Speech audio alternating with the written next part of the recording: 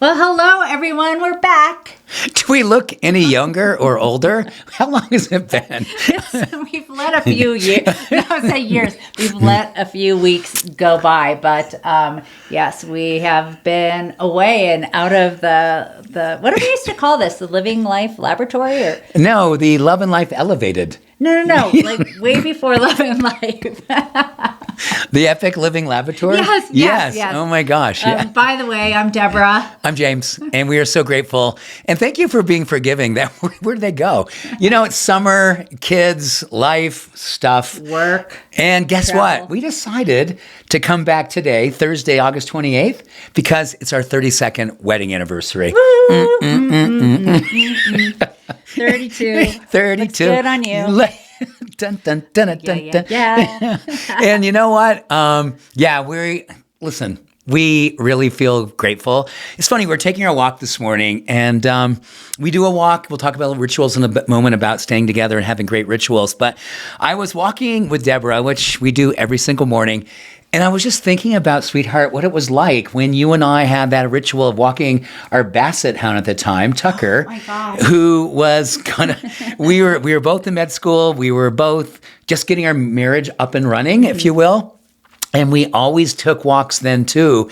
And it reminded me this morning, 32 years later, how this has been such a big part of us working through stuff, reacquainting ourselves during busy things, just making sure that rituals remained and continued 32 years later. And I just love you about that. I love the fact that you and I have absolutely made this such a priority in our relationship. I totally agree. And I would move that to the top of our 5 or however many, our top list of how to keep love alive and happy and feel connected. And I would say the only thing that has shifted, because we've never been without a dog, is the time of day. Yes. Because when we were in school together and had to be somewhere so early, like we could have, and it was always pouring rain and gloomy in Portland, Oregon, we couldn't necessarily get that first thing in the morning. We'd be at the gym and doing everything to get back. So now it's always first thing in the morning. But back then, maybe we were doing afternoon walks, which is a great end cap too. It sure is. So what we want to share today is, yes, we are celebrating our anniversary, but we want to celebrate it with you as well to let you know, what have we learned? And it's not just like, hey, this is what we know works. It's really, there's some science here. But I think the thing that we really have loved about our own sort of laboratory of our own love is using science and using spirituality and using our unique, idiosyncrasies and the way that our relationship has grown over the years to really put together this list. Because whether it's a friendship, a love affair, husband, wife, partner, lover, whatever it might be, I think all of these can help us to fortify the strength and the longevity and the excitement about keeping love alive. So one thing that made the list for me, and this I'm very tickled or excited about, is this idea of being a flexibility and being willing to stretch, because sometimes love isn't comfortable, right? And sometimes we forget that stretching isn't always comfortable, and that's why a lot of us don't do it, right? So being flexible when your partner suggests something that may at first sound like, oh, I'm not comfortable doing that, but it's important to my partner, so I'm going to try that on for size. And side note, this came in so literally this morning, and I remember I was freaking out. So, James and I are Peloton people, and I love using that platform for many things, mostly strength, yoga, and bike workouts. I rarely do the stretching workouts, but I did this morning, little 10-minute. And wouldn't you know, the morning of our anniversary, I roll out my mat. The very first song that Maddie Majacomo played was Kiss of Life by Sade, which is what I walked down the aisle to. So I'm like, there couldn't be a more metaphysical, physical, literal connection to stretching and being flexible when it comes to love and just give and take in relationship. Yes, and because you brought that up, so people know me well enough, probably most of you do, where, I'm fairly emotionally connected, meaning that I'm not afraid to show my emotions. And of course, Deb goes, honey, the song. And I immediately transported myself to when Deb was walking down the aisle. We didn't have an aisle, we had a field. And we walked through a field. And immediately my eyes are watering up this morning because I'm thinking about what it was like to watch Deb walk out of our little cottage, stone cottage, through this field. And so that's a great place to begin about this idea of really looking at how these 5 things and serendipity and being open and allowing yourself, because I think, honey, flexibility over these 32 years have been amazing for us. We've gone through the times of coming out of school with a ton of debt and doing whatever we could to make sure that we could eat and pay rent and all those things. And then bringing our first daughter into the world, Dakota, and figuring out how we're going to work and raise a kid and do daycare, and you bringing a kid to your clinical practice, and me trying to figure out how I was going to finish that class to get home and do this thing because I was teaching on top of things just to make sure we could keep all these things going. And I think all of us who've been in relationships since the beginning, when life was formative and you did whatever you had to do to keep your life afloat. And then you get into places like we are today, where the kids are out and we're trying to be open and flexible to keep on learning, keep on being interesting, as well as interested in each other, but also interesting around life and making sure they continually bring things, because there's a lot about a new relationship. This is very interesting. I was reading a study about novelty and about when things are new and fresh. It's really easy to stay in love because your brain, your prefrontal cortex, your limbic system are going, oh, this is exciting. That's so cool. This is so amazing. I never saw that. But 30 plus years in, there's chances where novelty is going to start to fade. And it really becomes our responsibility to remain interesting and to keep growing, so you have things to share and to be evolving in, so that your limbic system and your prefrontal cortex don't start going, well, this isn't working anymore. This isn't feeling fun. Where's the love? And so that idea of flexibility, honey, means so much.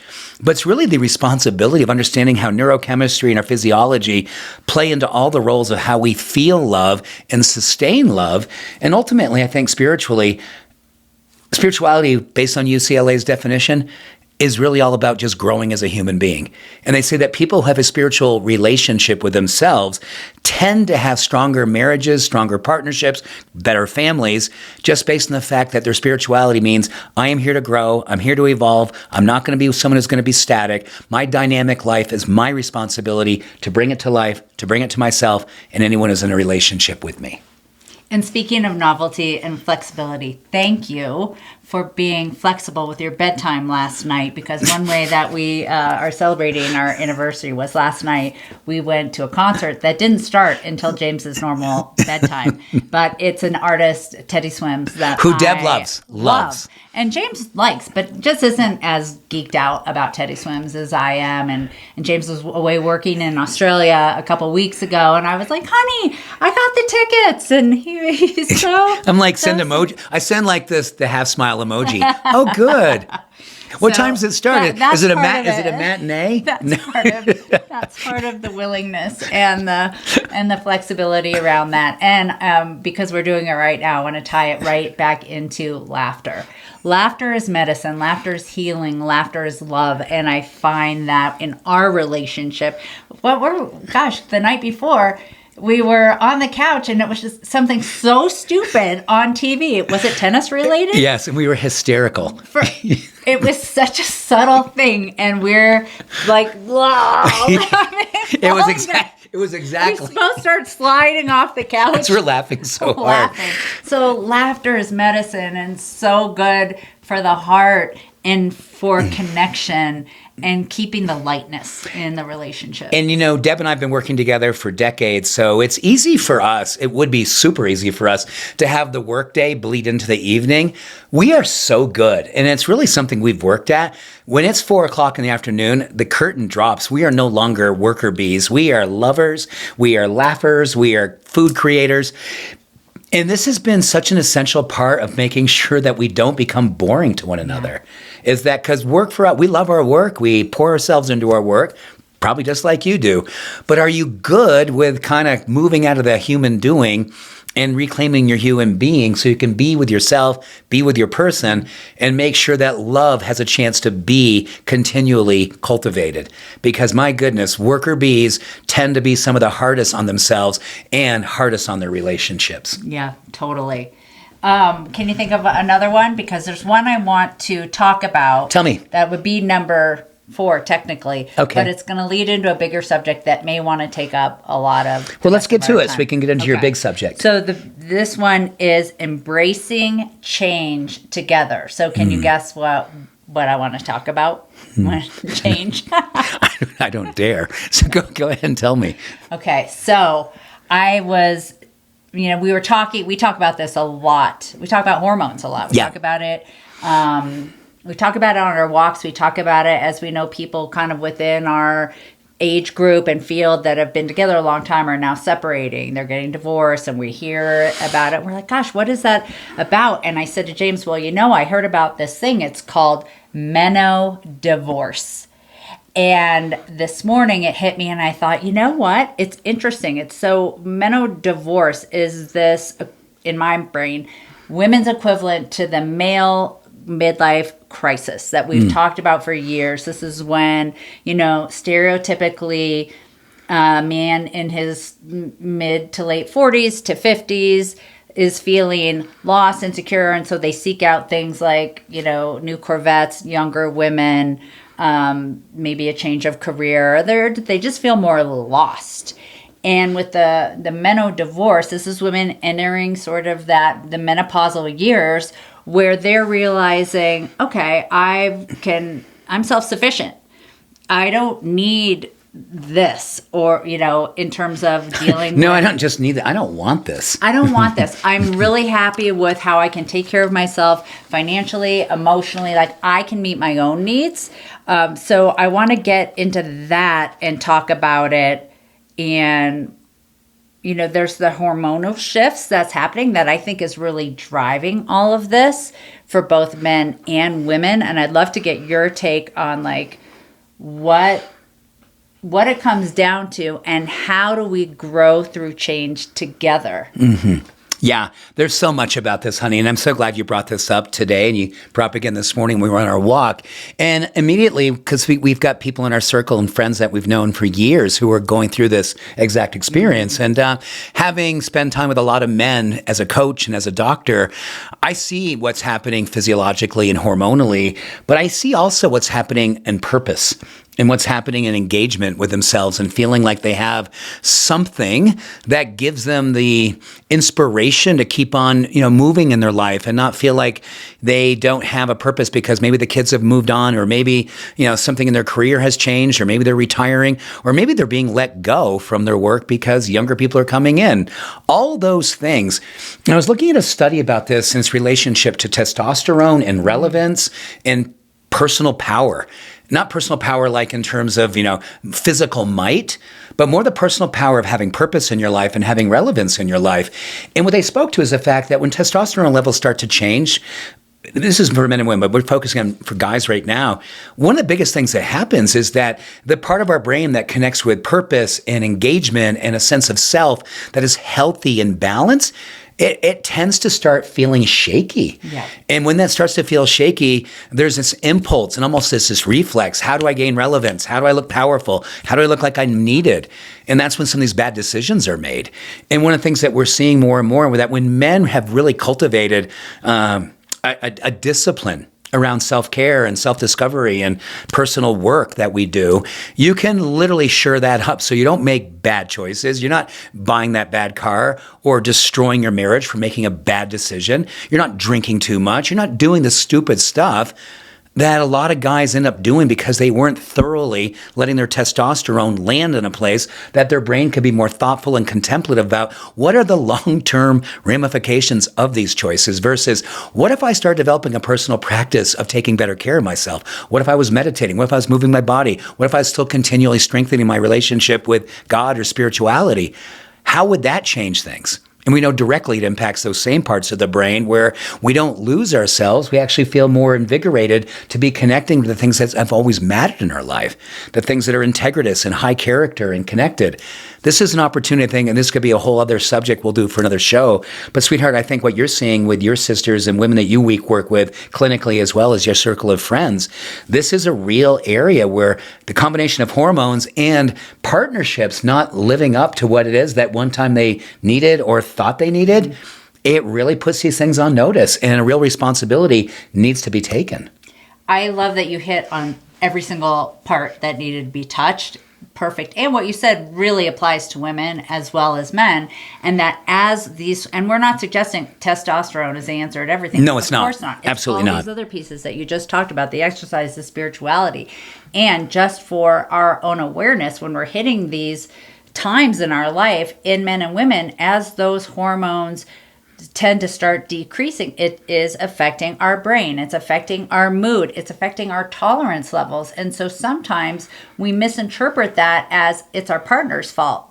You know, they don't get it, or we hit that time, we hit that place in our lives at a different time. So we can't they don't necessarily know what you're going through if you're not hitting it at the same time. But I made a note, and this is based on, because you brought in on our discussion on our walk, the importance of spirituality and how that is such a big piece of our relationship, like our own spiritual practices, and how important that is in terms of keeping our relationship sacred because we're honoring ourselves. And when I made a note,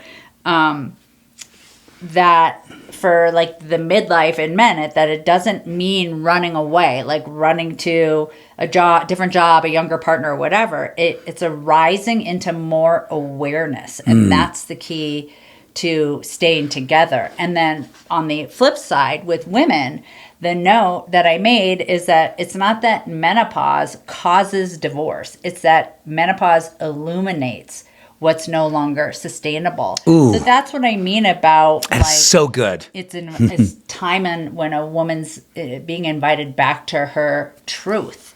And it's really a time where all of us, whether you have, it's a woman with a woman partner, a man with a man partner, it doesn't matter. It's the partnership in and of itself, honoring each other's truth, which is yet another important piece of a successful relationship.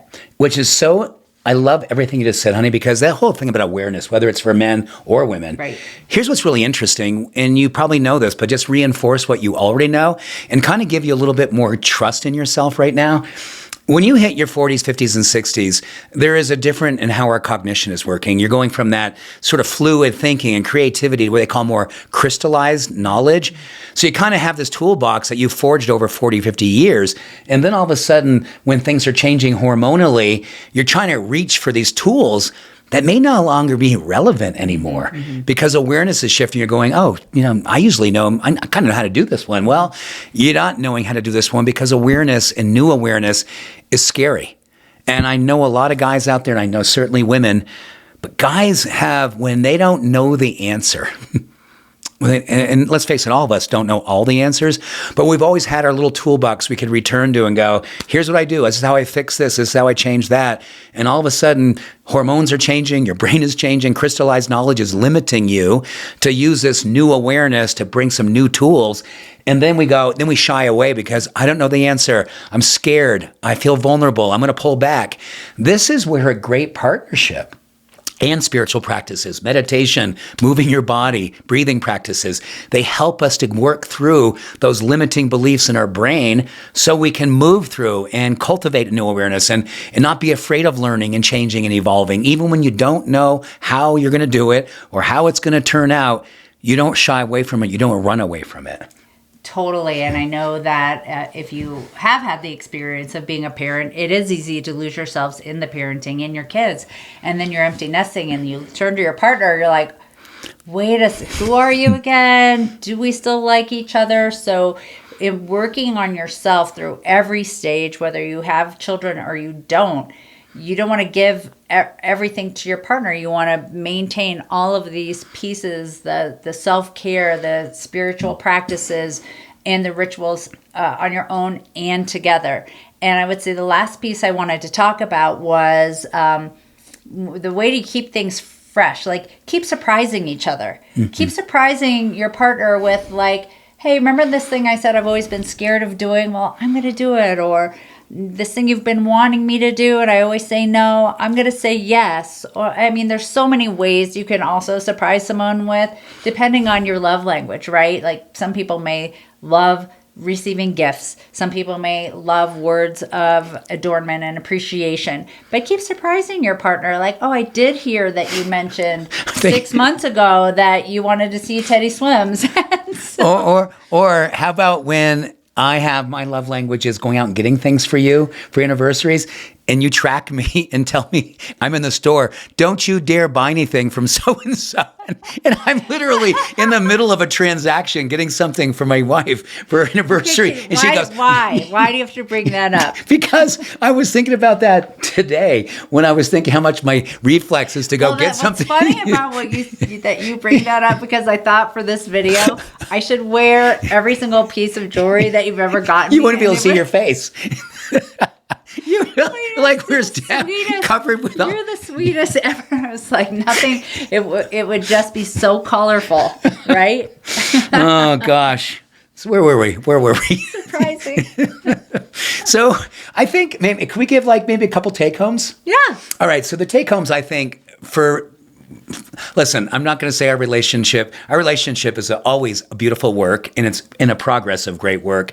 The things I think I can say that have worked for us, we deeply care about making sure that we love each other. And I know that sounds like that wasn't obvious.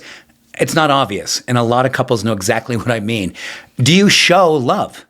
Do you really, really get up in the morning and make sure that this is prioritized? Because if you're not, it is going to fade, and eventually it will go away. And then when it's going away, you're trying to figure out, well, how do I bring this thing back? Well, remember when you thought you had too many other things to do versus just have a general kindness, an interest, eye contact, a real kiss versus just a peck on the cheek, a real hug versus getting in and getting out? All those things matter. That's where trust comes in. When you're going through a hard time, you have a bank account that you build for years. Good hugs, kindness, eye contact, dating. All that builds an account. So when you have a hard time, you're making withdrawals because you're not in the best place, you don't withdraw to go bankrupt. You don't bottom out.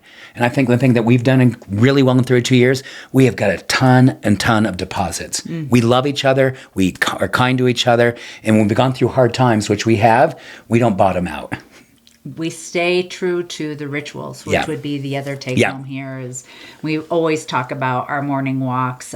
We have a lot of other rituals, whether it's great music in the kitchen when we're preparing food, washing dishes, James on the drums, me shaking my booty, whatever it is, sitting down and always having a meal together. I mean, a lot of times it's more than one meal per day, but rituals and finding what those are for you that would help bring more sacredness to your relationship. That's beautiful. So what's the one? Self-care. Self-care, of course. Spiritual practice, whatever that looks like for you. It's not necessarily a religious thing. Maybe it's burning incense. Maybe it's you meditating upstairs. He's meditating in the other room. Whatever it is.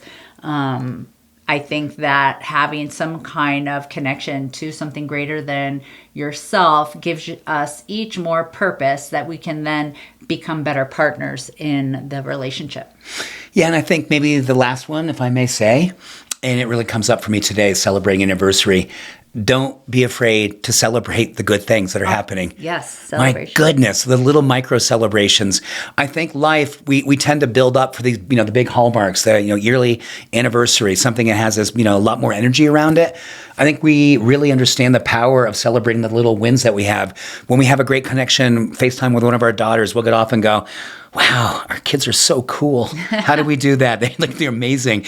And really acknowledging the good that's happening. I think in the world right now, there's so many hard things that are happening. We need to make sure we acknowledge the good things that are happening and share those things and admire those things and celebrate them to such a degree that they don't just slip away and go away too quickly. That's also ritual, ritualizing, celebrating something worthy that happens every single day and notice it.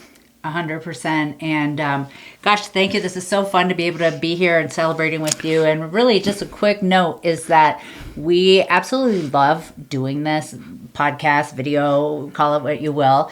And yes, it's called Love and Life Elevated, but we're not just talking about relationships. We probably next time are going to talk about something functional medicine related, something spiritual.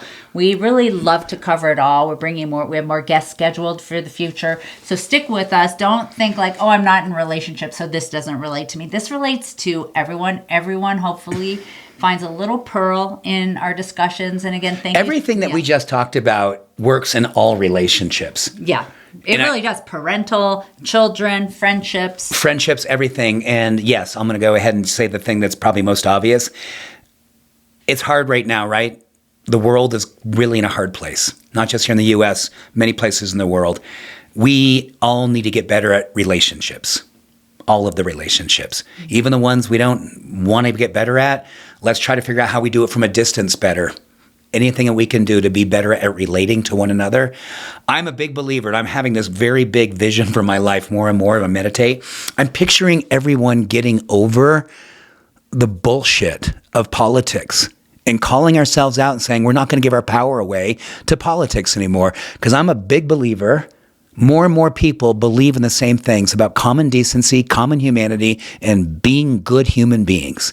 So if we can put all our energy there, maybe politics starts to be something benefiting the whole and benefiting more of all the people versus just these small little works and whatever we want to call those things these days. So let's be better at relating. Let's be better at relationships, be better at loving, and let's see what happens. So amen to that. Thank you. Happy anniversary. Love you, baby. Mwah. We love you. We'll see you next week. Love And you. thanks for hanging out with us. Peace and love. Bye. Bye-bye.